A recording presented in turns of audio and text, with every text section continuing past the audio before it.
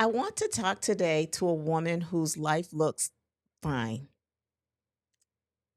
Today, I want to talk to a woman whose life looks fine. Not perfect, not easy, but fine. Nothing is actively falling apart. Your job is stable. You're competent at what you do. People respect you.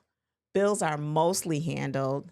And from the outside, there's no obvious crisis. And yet, something doesn't sit right. Not loud enough to panic, not dramatic enough to explain, just a quiet, persistent feeling that says, I can't keep doing things like this forever. If that sentence landed in your body before it landed in your head, then stay with me. There's a season many high capacity women enter in that no one really prepares us for. It's the season where things are working, but they're no longer working for you. You're not doing what you said you do. You'd follow the path that made sense. You made responsible choices, and yet you notice small things.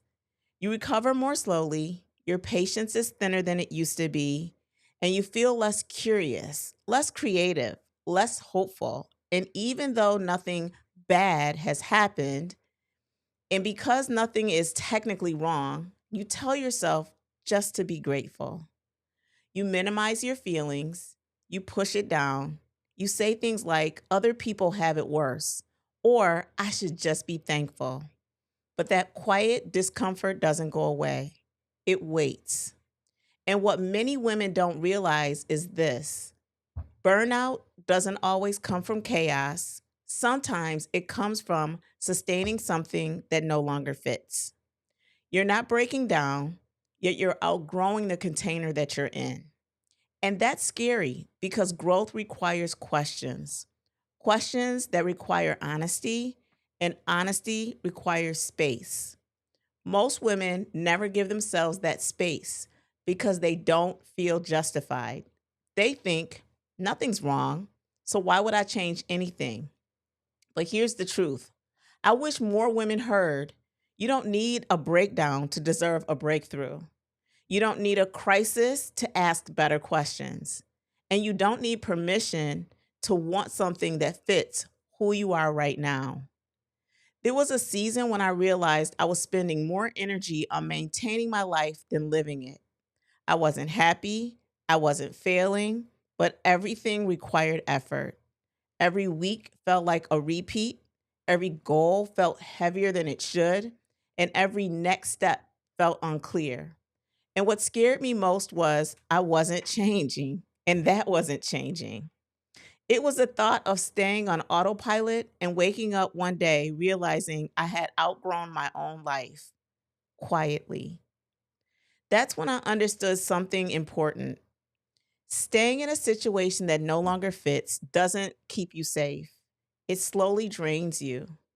This is usually the moment that women either ignore the feeling and keep pushing, or burn everything down out of frustration. But there's a third option that no one likes to talk about. You can pause inside support. You can stop forcing answers. You can stop rushing clarity. And you can stop carrying the question by yourself.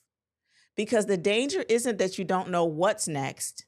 The danger is never giving yourself space to find out. Clarity doesn't come from thinking harder. It comes from being in an environment that lets you think honestly. And when you're surrounded by women who understand responsibility without resentment, ambition without burnout, and growth without pressure, your nervous system, it just relaxes.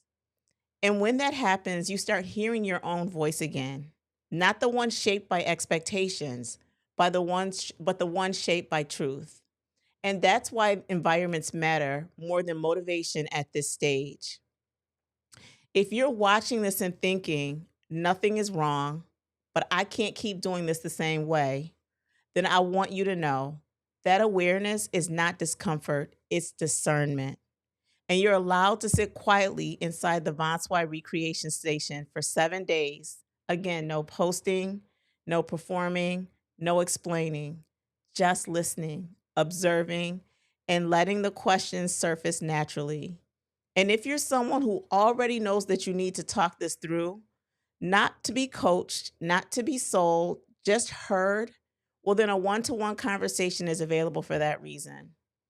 Not to decide your future, but to stop carrying it alone.